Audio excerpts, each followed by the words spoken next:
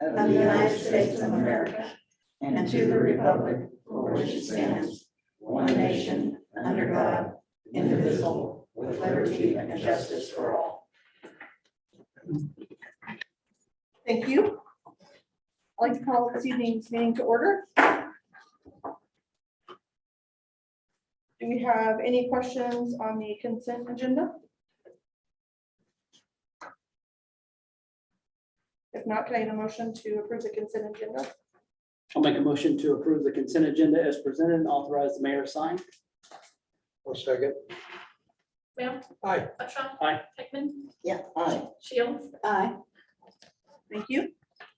And next is comments from the public. Do you have anybody that would like to address the council on an item not on the agenda? Okay.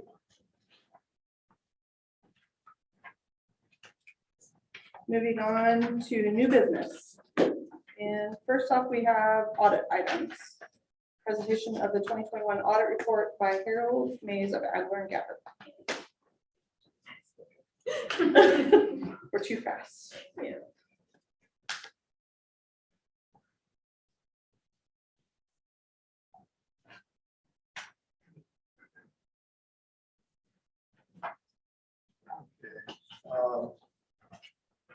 On the pass the table of contents is the independent auditor's report. It now reads differently from what it used to, from the standpoint that Harold. we'll give. Could you turn on the speaker, please? Just turn it. Okay. Okay. Here we go. Can you hear me now? Okay. Thank you. We now give the opinion up front, whereas before we used to tell you who we were auditing, what our standards were, and then what the opinion is. Now we give the opinion first. And then we tell you who we're auditing and that type of thing. So you always opt out of generally accepted accounting principles. So in your matter of public records, we have to give you an adverse opinion for generally accepted accounting principles, which is typical for anybody that opts out of stat and gets some statutory basis. However, we have an unmodified or clean opinion as far as the fact that you are following the Kansas Municipal Audit Accounting Guide as described in Note C of these financial statements. Your responsibility, as it says down there later, is that you're supposed to make sure you follow those policies, procedures, and make sure that it's fairly stated. Our responsibility is to look at the financial statements, gather information, which includes confirmations, observation, opinion, inquiries, opinions, inquiries of the people, and based upon that, we do feel we have enough evidence to give an opinion. Now, under a statutory basis, there's one statement up front that shows all the funds together, and then each individual fund is presented in the back, and that's supplemental information. Has the footnotes, and we do say that we've also audited that, and we do feel it is fairly stated. And we also, in that back in that information presented prior year for comparison purposes, and we indicate that we audited that and that it is also fairly stated in accordance with the Kansas Municipal Accounting Guide. Page 4 and 5. Excuse me. Like I said, it's all of the funds that you have shown basically on. It goes over to the next page because you got business fund over on the next page. But anyway, it shows what your funds look like from beginning cash receipts, expenditures, to any unencumbered cash. And then we add back all the payables, so we actually reconcile to the cash balances for each fund. So if you turn to page 6 and 7, just looking at it overall, you went from an unencumbered cash of $6,175,000 to an unencumbered cash of $6,493,000. So you're up roughly $320,000 from the year before. And you do have a fairly good, healthy cash balance in each one of the funds. Turning back, the general fund did go down from $830,000 to $440,000. Your special purpose funds went from 1.4 million to 1.9 million. Bond interest went down slight. Capital projects went down some. And probably the ones with the most growth, business funds went from from 800,000 to 1,200,000. And a lot of that was due to the transfers that were being made out of some of the old accounts and into the water treatment plant and also into the sewer line replacement. So there's some substantial transfers that were made there. Increase that. Pages 8 and 9, we get into the footnotes. Not going to talk too much about it. It's just basically explaining your government, the fact that you opted out of adherence to the county principles and into the Kansas municipal water guide. Talks about your budget process, the fact that you have some funds that aren't budgeted, but they're usually controlled by the fact that they have internal spending limits or grants that have been received, and you're subject to those.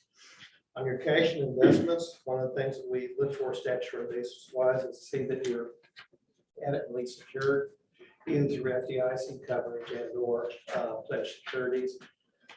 You had $7,600,000 in the bank. 500 of that was covered by federal depository insurance, and the rest of it, 7.1 million, was covered by pledged securities. So you are adequately secured there. Long-term debt, you got to see a few more of these series 2008, 2012 paid off. Refunding series is down to 875. Then you have the big one that you got the year before, 2020, which is sitting at a little over $4 million.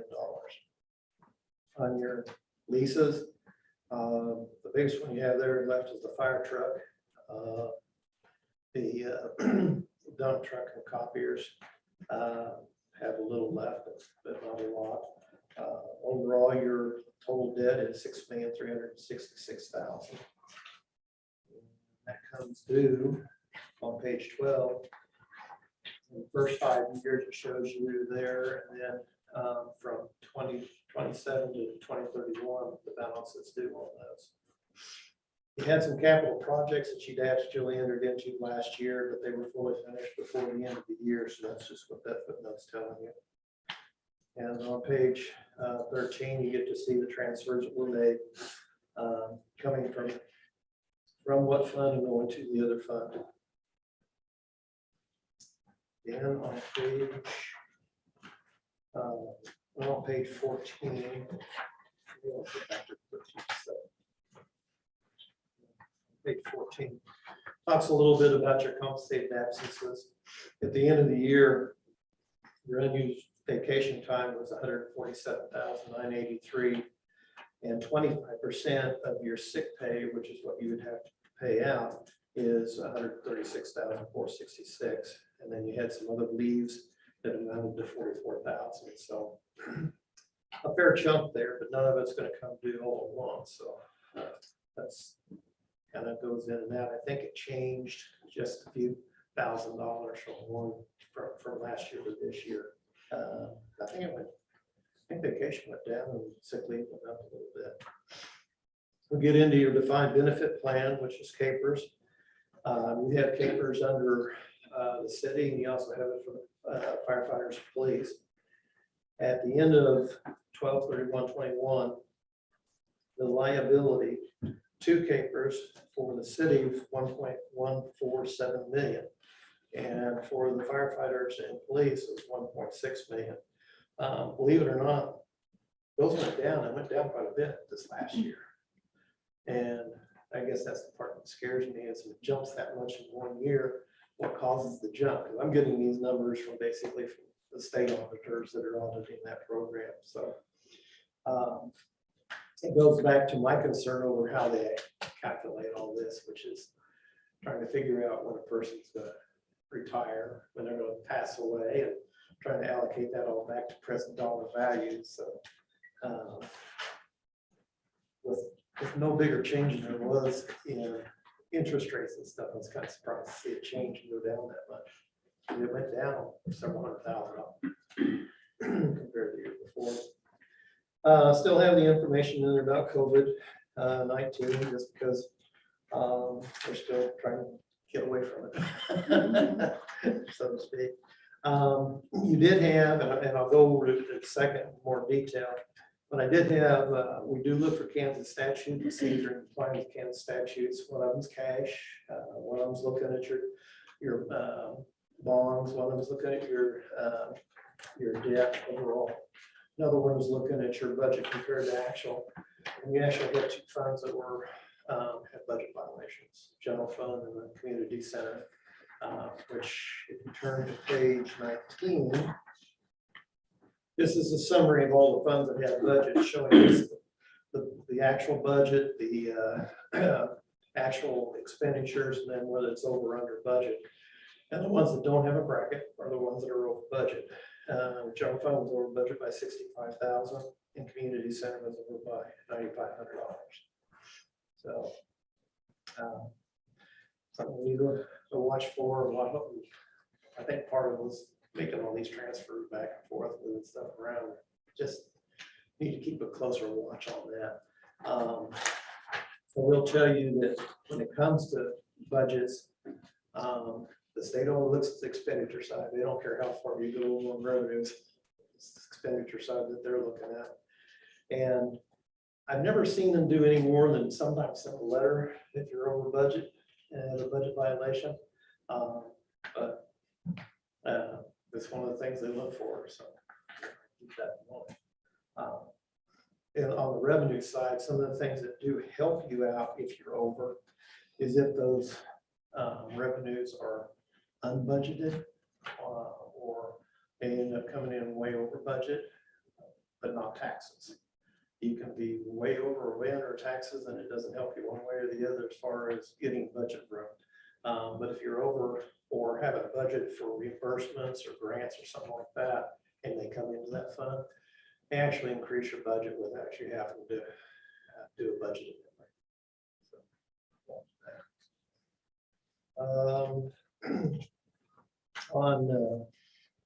On the general fund, as you can see, total taxes was up slightly. Total revenues overall were up about 210. Administrative expenses was quite a bit over budget from the year before. And this is where I'm going to have to tell you something that I need the reports back for. That's what we were discussing over here. Somehow in the download, stuff that was supposed to be in municipal court ended up in the fire department. So I gotta, it's all there and it's all the numbers are right. It's just that it's the wrong department. So I gotta get the 2 departments separated out the way they need to be. So the police department was 1.5 million last year, 1.5, just almost 0.6 this year, but still under its budget. Fire department was a little over budget and a little over last year. Municipal court, I guess I really shouldn't say these numbers because right now I know they're going to change between those 2. But right now it's sitting at a little under last year and a little under budget. Street department just under budget and over what the previous year was.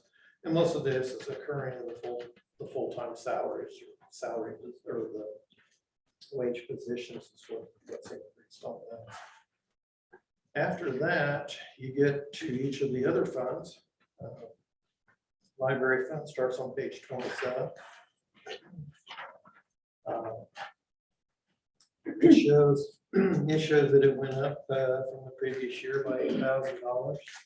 Employee benefit fund went up almost $122,000 from the year before. So good there. Family aquatic center went down ever so slightly, at $17,000. Centers on page 32, it went down $8,700.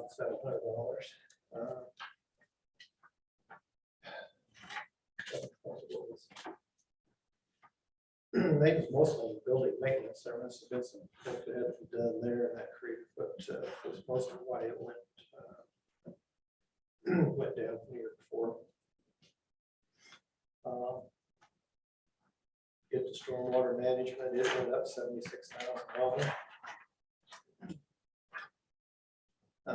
Your special parks is down 12,000.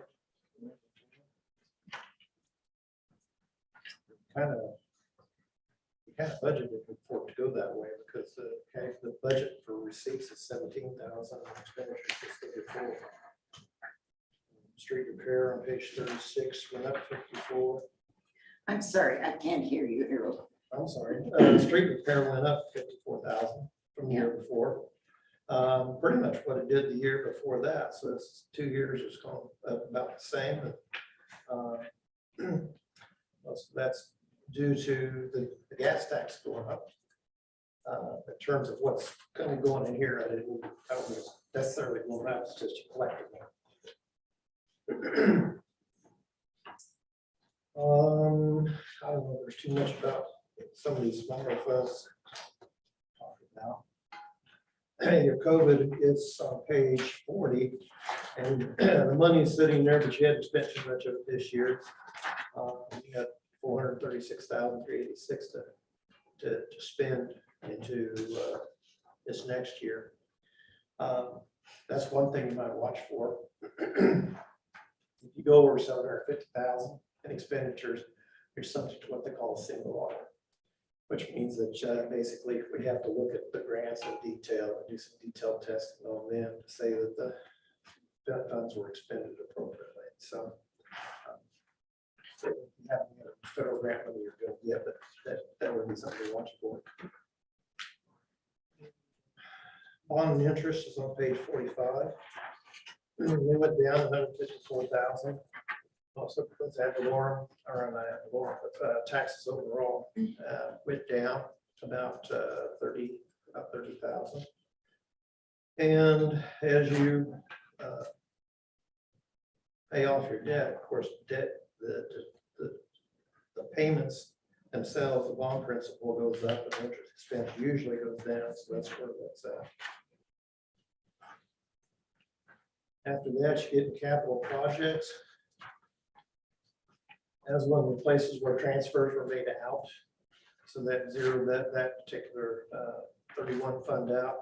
Fund 80, which is equipment replacement, just had a small increase in it. And then capital projects 90 is the one that went up quite a bit. Again, due to some transfers that came in from some of those other accounts. Then you get into your business, what they call business accounts. It's where you're charging fees, and fees are supposed to, for the most part, cover what the expenditures are. Page 51, you're up 575,000 from the year before. And most of that was due to transfers that were coming into yet. So if you pull those out, you still would have been about 130,000. So good there. Water department. We'll go on for a few pages, but you get to page 54, it actually went down. 100 had a loss of 163. So if there's one of the utility funds that's hurting a little bit, it's that one right now. Transfers were virtually the same as what they were the year before and under what you budgeted. So the main thing is that you're right now your charges for services aren't quite covering what the expenses are. So you can watch for that. Sewer line replacement went down, but that's basically just due to some transferring it out. Health and sanitation on page 56 went up almost 40,000. Which is water treatment plant went down about 37,000. Wastewater.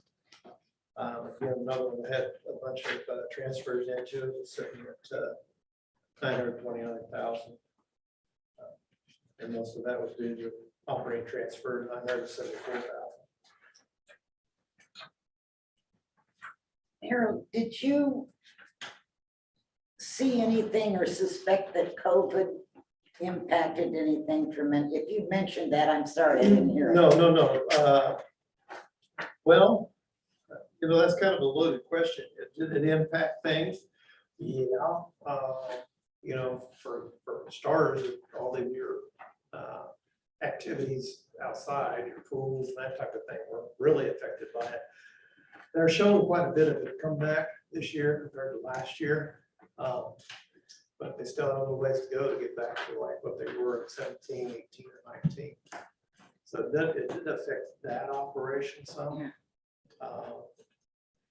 The other thing that it affected, which is kind of interesting, is that he found more people staying at home and doing home projects. Therefore, local sales taxes went up almost every place compared to what they were. And we're going out and doing something else and being out of county that are doing it here. So, Yeah. which would be a nice thing to keep. I don't know if you can keep it here, but it'd be a nice thing to do. From your mouth to God's ears.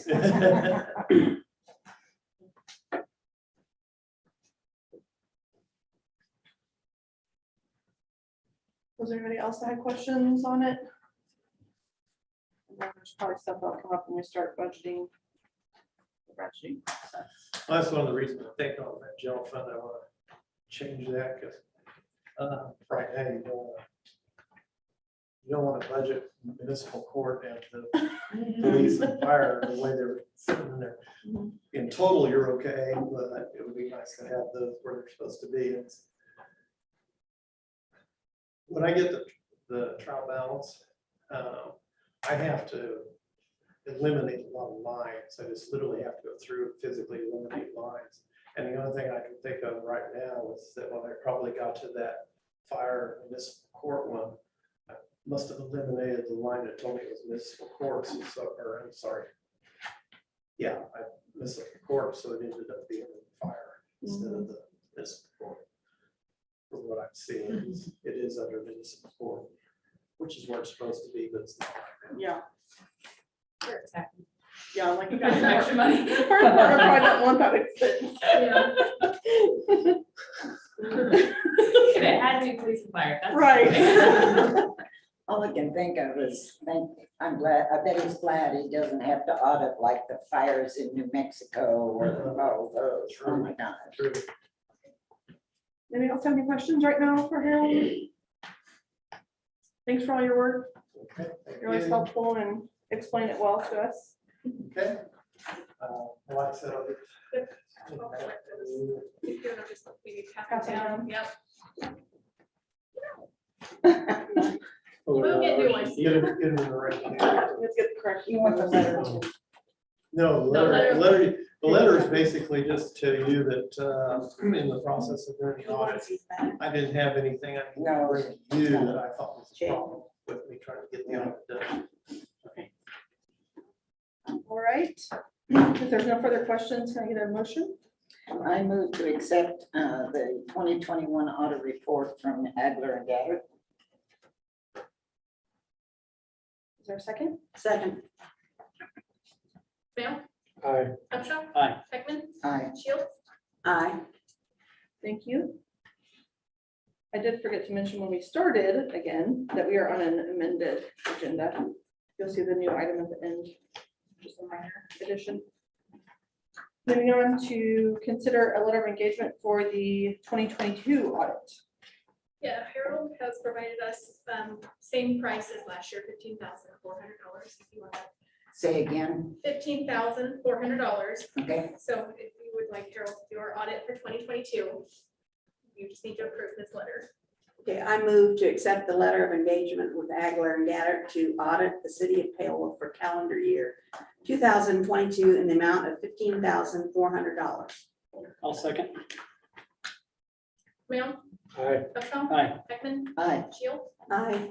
All right, thank you. And next, consider adopting resolution number 2022-007. I move to adopt resolution 2022-007, waiving conformance to the certain provisions of the generally accepted accounting principles. Second. Bam, Aye. Upshaw, Aye. Beckman, Aye. Shields. Aye. Thank you. Moving on to water wastewater master plan. Thanks, Harold. Thank you, Harold. Thanks.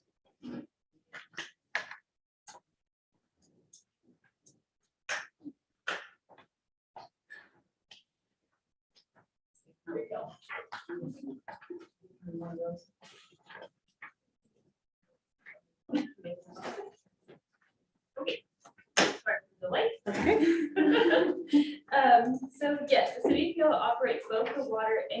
water utility.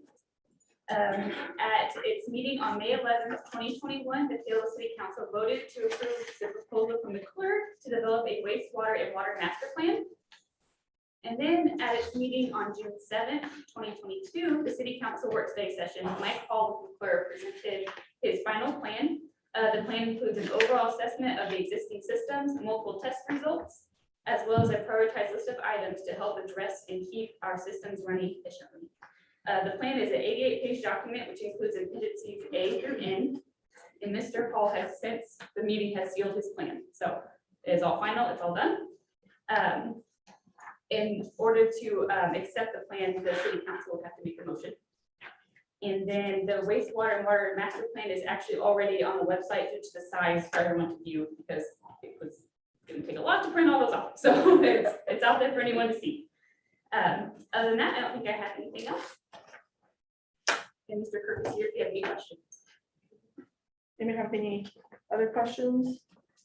Went through it thoroughly the other night for a couple hours.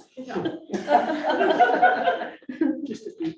It was very good though, I thought. Yeah, I did too. He explained things very. He Yeah, did. Yes, He he did a did. really good job. Yes. If there's no questions, can we get a motion?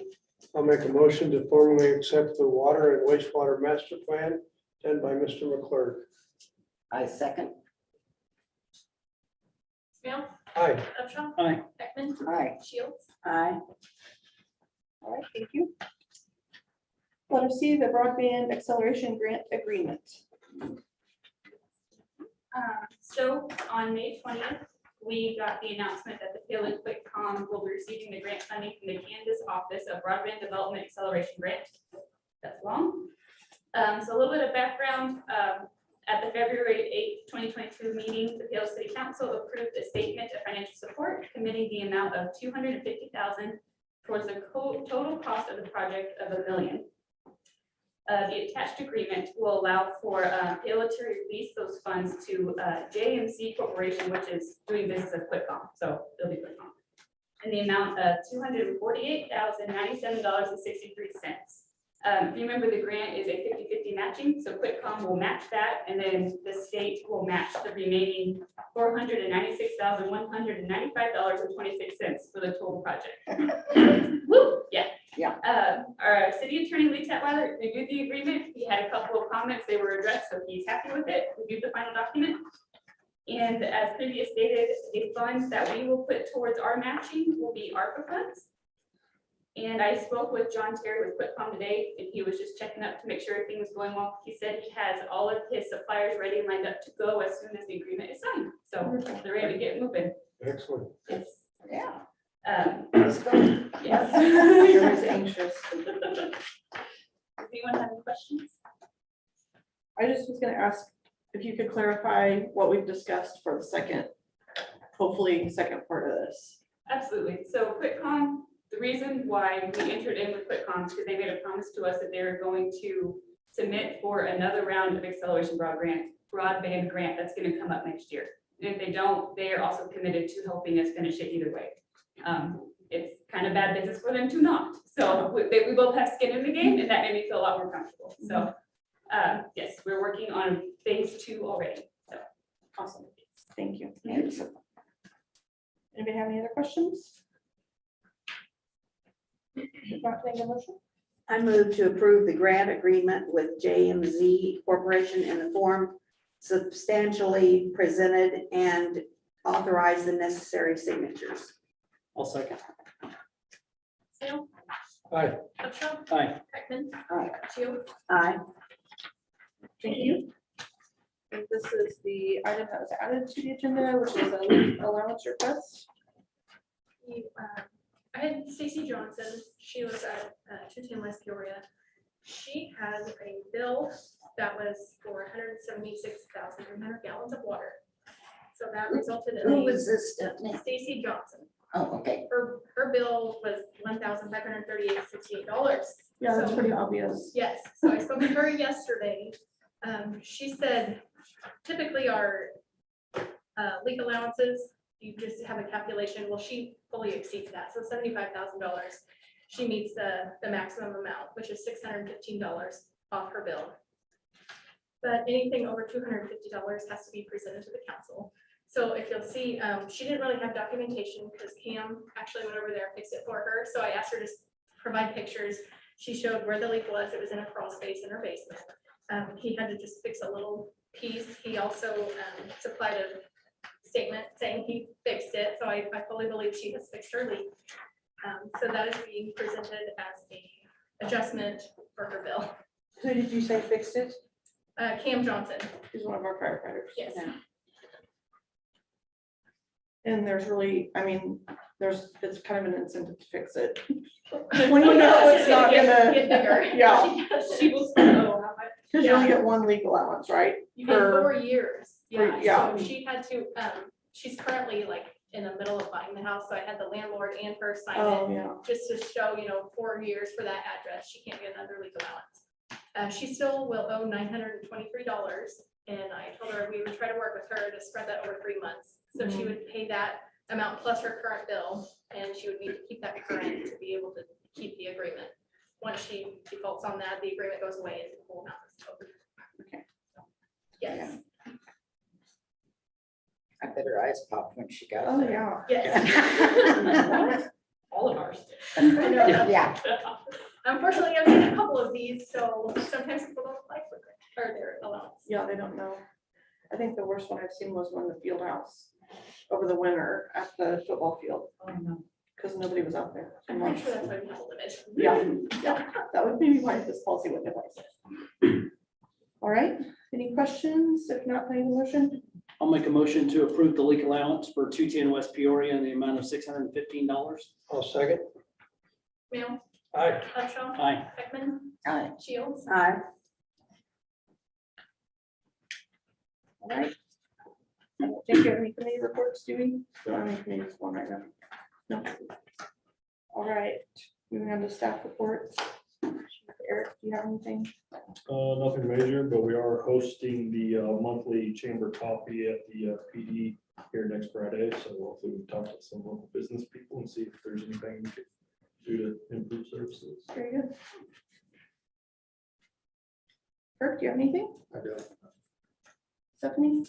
I just want to let you know we have lots of events going on. It seems like events have really picked up. We have a craft fair coming up. Music in the Market starts June 18th. The 25th, there's a dog park birthday bash and a wine walk, women's wine walk at the square. And then the July 3rd fireworks are underway. So lots of activity coming to Paola. Are there gonna be food trucks out there or no? She hasn't given me the request yet, but she did mention that Okay. she's going to try to get some trucks out there. So yeah. Good. And the car show was well attended, it seemed, even though it's hot. All right, Randy? Yes, just a couple of items. First, Mr. Lee Tetweiler would like for me to appoint Mitch Gabber as public officer. In our ordinance 8-105 public officer, it states that the building inspector is hereby designated as a public officer to be charged with the administration and enforcement of this article. The city manager may appoint some other city official to serve as a public officer. Therefore, I have to put it in it that Mitch Gabber has been appointed public officer. All right. So did that. And then I just want to remind everyone that city offices will be closed on Monday in observance of Juneteenth. Okay. Other than that, I don't think I have any other updates. All right.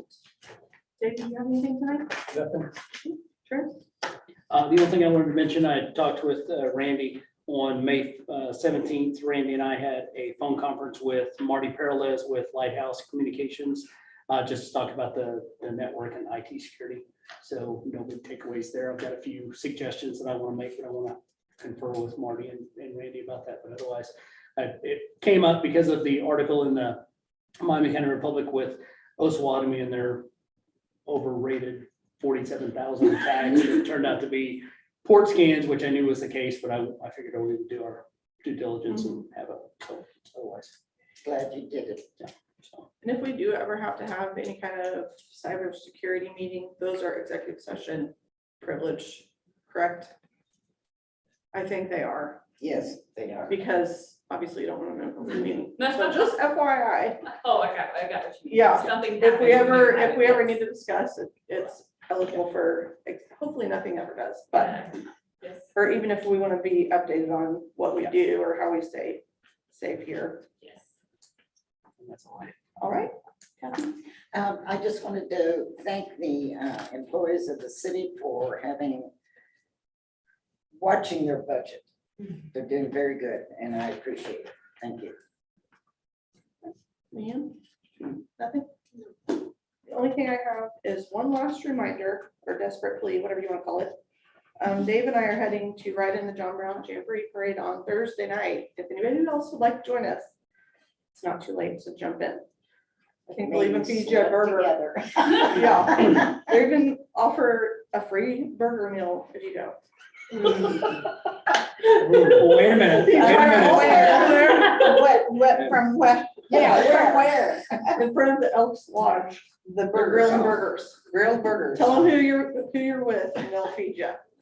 If you want to walk down there, it's 90 whatever degrees. Yeah. So anyway, if anybody wants to jump in with us, let me know and I'll tell you where we're supposed to meet. And that's all I have. Did we need a formal motion to name Mitch Gabbert the public? Nope. No. You Just just as long have as it in it- the minutes. okay. City manager appoint, which is odd, but nope, just And needed what a is- minute. And what is his title again? Code enforcement officer. Okay. But his new And title public is officer. now. public Yep, now he's officer, also which a I public don't know. officer. What does that mean? Yeah. Whatever the code says. It just allows him to write NTAs, notice to appears. Yep. Mhm. Gotcha. All right, if there's nothing else, can I get a motion to adjourn? I do move. Well, second.